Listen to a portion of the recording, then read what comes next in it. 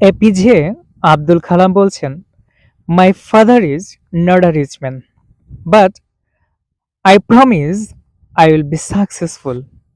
মানে আমার পিতা, তিনি দরিদ্র, তিনি গরিব, এবং তিনি বড়লোক নয়, বা তিনি ধনী নয়, কিন্তু আমি প্রমিস করছি যে আমি নিজেকে সফল করে দেখাবো, আমি ধনী হয়ে দেখাবো।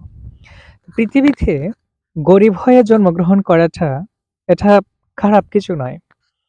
এপিজে আব্দুল কালাম, তিনি দরিদ্র পরিবারে জন্মগ্রহণ করে তিনি আমাদেরকে দেখিয়ে গেছেন কিভাবে সফল হতে হয়, কিভাবে মনোবল রেখে কাজ করতে হয়।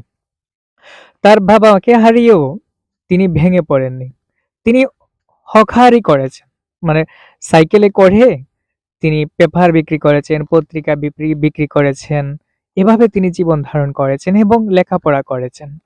আর তিনি এমনই একজন ব্যক্তি, তিনি একটা সময় ভারতের রাষ্ট্রপতি হয়ে দেখিয়েছেন, এবং যে পারমাণবিক বোম যেটা ভারতে তৈরি করা হয়েছিল, সেটার মূল কারিগর, মূল আবিষ্কারক ছিলেন এই এপিজে আব্দুল কালাম।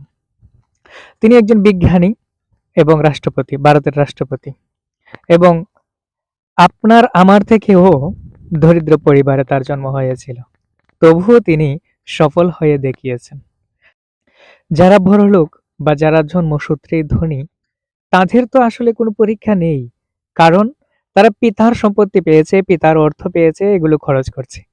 কিন্তু যারা অর্থ যোগান দেয়, যারা গরিব থেকে স্ট্রাগল করেছে, যারা যুদ্ধ করেছে বা যুদ্ধ করে জয়ী হয়েছে, তারাই প্রকৃত যোদ্ধা। তো পিতার অর্থ সম্পত্তি থেকে নিজে কিছু খামিয়ে নিজের পায়ে দাঁড়ানোটাই হচ্ছে সফলতা। আশা করি বুঝতে পেরেছেন।